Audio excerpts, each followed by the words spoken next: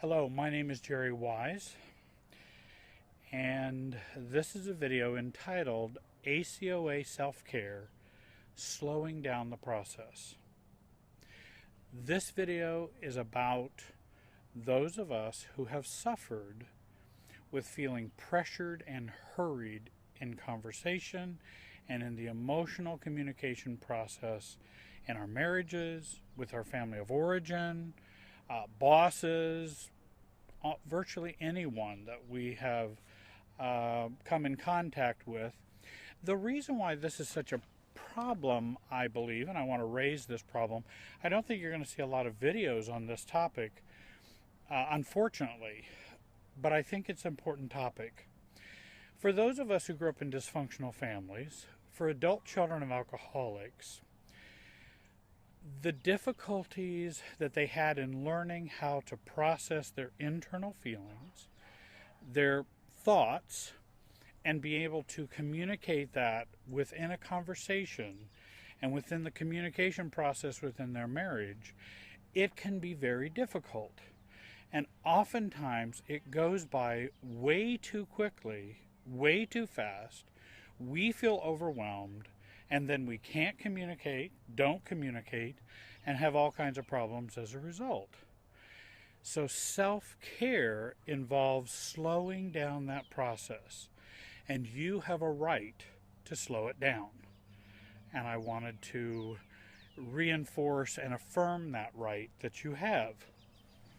And I think one of the ways in which we find ourselves when we are in a process in which things are going by too quickly is when we feel overwhelmed, when we're overreacting, and this can be someone we really care about. It can even be with folks that we don't care so much about.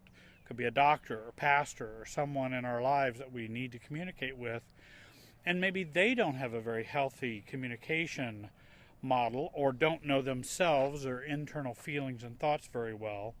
And so they will get reactive or hurried, or everything becomes pressured. Then we become pressured, and then we're set up for failure, for explosions, for denying our own sense of self and our own self-awareness. And I think it causes lots of problems for many of us. And I remember learning that skill of slowing down the process was a very important skill to learning self-care. And again, in a nutshell, the process of self-care is I only have to process as quickly as I can process.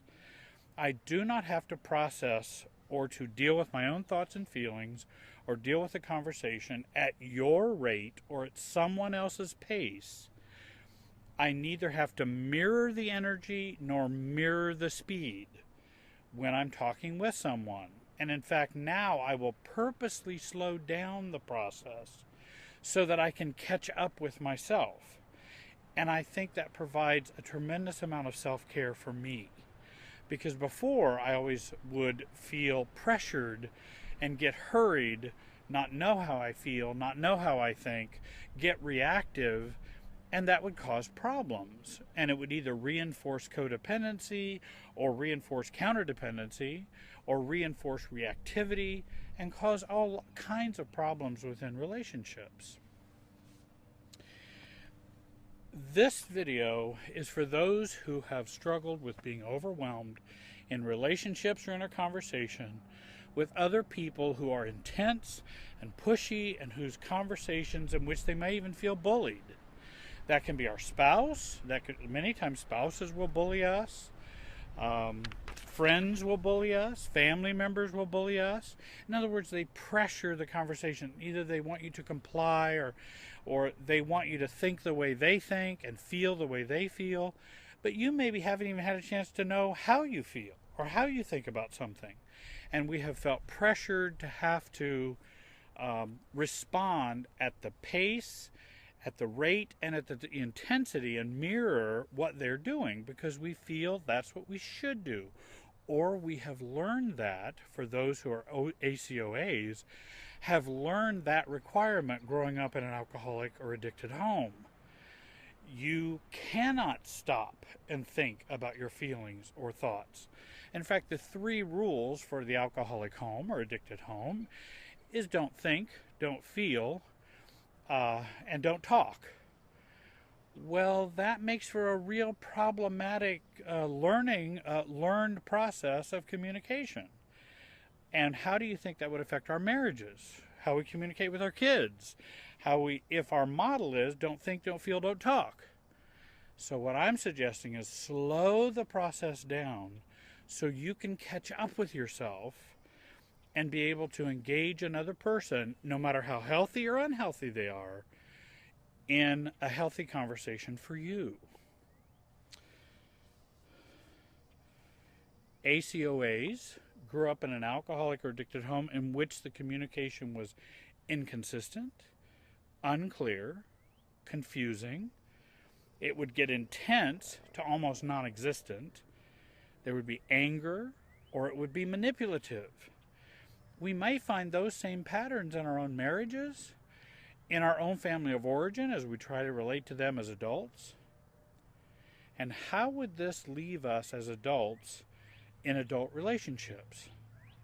Feeling overwhelmed, unsure, pressured, and unheard.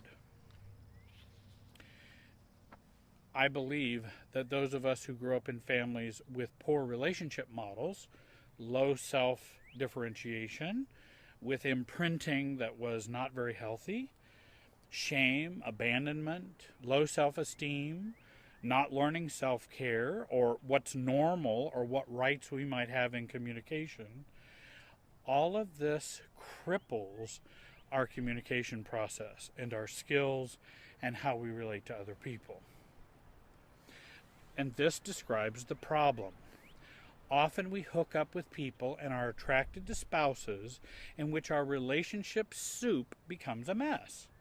And our communication soup is a mess as well. And we are often not aware of our feelings. We will easily feel threatened. We may feel immature. We let others overwhelm us. We allow the process of interaction, which is way, way too fast. Arguments, communication is often experienced way too fast to process and to be heard and to hear others. Just simply slowing it down can help improve communication and help with self-care in valuing me. And this speed that we've come to accept as the speed that we must hold is there, and it sabotages healthy, happy relationships. And of course, we learned this sabotaging from our family of origin growing up. Often, as ACOAs, we are not aware of wants, beliefs, and needs. We have very poor boundaries. We swing from being people-pleasing pacifiers to quiet anger or aggressive dominators. So what do we do? Recovery is a slower process, and it takes a while to heal from our past. It may take years to heal as an ACOA. There's nothing wrong with that. And in fact, it doesn't mean all is lost. I think what we can find is if we will choose and begin to work on slowing down the process, it tends to relax us more, calm and disarm others more, and it also begins to build self-esteem, self-differentiation, that, hey, I don't have to communicate the way you think I have to communicate, and the pace in which you think I ought to communicate, and to come up with answers in the speed in which you think I need to come up with them. Maybe I need to process this, and I have to demand and put up boundaries that I get that processing time, because that is my right as a human being. I can't think faster than I can think. I can't feel or become aware of feelings faster than I can become aware of them. And I can't process and express those thoughts and feelings only as fast as I can. And often the communication problems in dysfunctional marriages, for example, ends up being a speed that's going 60 miles an hour in the marriage, but the couple can only actually healthily communicate at about 30 miles an hour, but their communication is at 60. And you can understand how that would cause considerable problems in the relationship. Real change can begin when you can slow the process down to match your ability to feel and to think. Often this is out of sync, and I kind of called this hurried communication. And how many times have you experienced this overwhelmed state in which we feel confused and pressured and unheard? If we are slow at identifying and expressing feelings and thoughts, if we are not sure what we believe or how we think about an issue, if we are not sure what we want to communicate, or if we feel intimidated or overwhelmed, we must choose and learn to stop and process before we proceed. If we don't, this will create many difficulties for ourselves and for the communication process. I actually think when we don't stop and process, then we do a little self-abandonment. We leave ourselves in the dirt and abandon ourselves and what we really need. And I think many abandonment issues come from self-abandonment, which we have learned growing up. Here are some tools for ACOAs to use for slowing down the communication process. Often, we try to change while accepting the speed of communication and relationship interaction, and this creates a lot of frustration and mostly failure. If we do not slow the process down, we respond poorly out of our own weakness and often out of our own unresolved issues. ACOAs grow up in a fast-paced, unhealthy communication pattern with their family of origin. Oftentimes you didn't know what was coming next. You didn't know what was going to happen. What is dad going to be like? What mom am I going to get now? And what kind of communication or what's expected of me in communicating. And often there wasn't a matched communication. In fact, where you were in the process, it didn't matter. You just need to respond and do and think the way I'm demanding of you. And so that became very common. And so we do that today and feel hurried, pressured, and uncomfortable in communicating with others, oftentimes with spouses. ACOAs grow up in an environment in which there may be yelling, intense anxiety, and pressure, and we're required to communicate and talk in this environment. We carried this over to our adult relationships and re-feel it when we communicate with spouses, bosses, friends, pastors, policemen, parents, and even with therapists. We become overwhelmed, emotionally flooded, and then just try to survive. But often we do not communicate our feelings, our wants, or our needs. We just focus on getting the pressure to stop or the overwhelmed feelings to stop. We grew up and have come to learn we must accept the pace, the reasoning, the demands, and the expectations of others when communicating. ACOAs have grown up believing that's what's norm. If someone expects me to know right now, I should know. And what's wrong with me if I don't know? If somebody says, well, what do you think about that? If I don't know, then there's something wrong with me. And why don't you know right now? Because I don't know. I haven't had a chance to think about it. I may need to process it. But for ACOAs, they've got to know right now. The demand is there. They must know it, do it, feel it. And then that becomes a real problem. This is what to think about normal rules for communication. I recommend for ACOAs and adult children of dysfunctional families for slowing down the process of, and in fact, these are also the rules that I have adopted for my own recovery as a codependent. And first of all, kind of a communication bill of rights. And this would be for any relationship. I never have to respond right now. Unless the house is on fire, unless there's blood, I do not have to respond right now. Often there is never a serious urgency, no matter what it is. I do not have to answer any or all questions I am asked. I can answer the questions I want to answer and the way I want to answer them. 3, I also have the right to know the context or the reason for the question before I answer. That's boundaries. That's knowing where I stop and you begin. I can ask to wait before I respond to you. I can say, hold on, I hear what you're saying. I need to process that. I need to think about it. I will get back to you. I need to wait. I'm not sure how I feel. I'm not sure what I think. So we'll have to talk about this again. I don't know. And I have a right to say, I don't know. I never have to accept your premises, your assumptions, or conclusions. I do not have to accept those. I get to have my own. 7, I have the right to my own premises, thoughts, conclusions, and feelings. 8, I have the right to slow things down to accommodate my own mental and emotional process. However slow it is. I may be the slowest person in history. That doesn't matter. I have a right to slow it down to a pace that I can deal with it. A good response for slowing things down can begin with, I understand what you have said or what you're asking. Let me process that or let me think about that. Acknowledge the other person and do self-care for yourself. That's self-processing.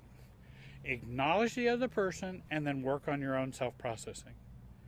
If I ask to slow things down, I am not being difficult, I'm not being negative or unreasonable. I have a right to process things at my own pace. You do not have a right to demand communication from me. If you think you have that right, we have boundary issues. And of course, many couples who are ACOA and many folks who have grown up as ACOA have boundary issues and also find someone who has boundary issues themselves. 11, if I am feeling attacked, if I'm feeling reactive, if I'm feeling blamed, if I'm feeling uneasy, if I'm feeling afraid or confused, then I use the response that I mentioned above. I acknowledge what you're saying, I need to process what's going on with me, and we'll talk about this. And I have a right to disengage from the communication. If I'm feeling threatened or afraid or whatever, I have a right to stop. That's what healthy boundaries are. And healthy boundaries mean you accept that from me. If you can't, we've got a problem and we need to go get some help, especially within a couple. If couples cannot accept that from one another, then they need to go talk to a therapist and get some help. Healthy communication and true communication requires feeling safe, heard, valued, respected, and unhurried. I must do the self-care required to accomplish this for me. I hope this video has been of help to you. I hope you will join our YouTube channel. I think we've just passed 100,000 views, which is amazing. I hope you'll join our channel. I hope you'll email me with questions. My email and contact information will be on the screen for you. If you live in the Midwest or Indianapolis area, I'd be happy to see you in the office. If you don't, then I provide Skype therapy through the online and have a number of clients all over the country who are benefiting from having someone who understands adult children of alcoholic issues. I think it's difficult to find someone sometimes who understands those issues. And I'd like to thank you very much for being patient, watching the video today, and I hope you have a great day.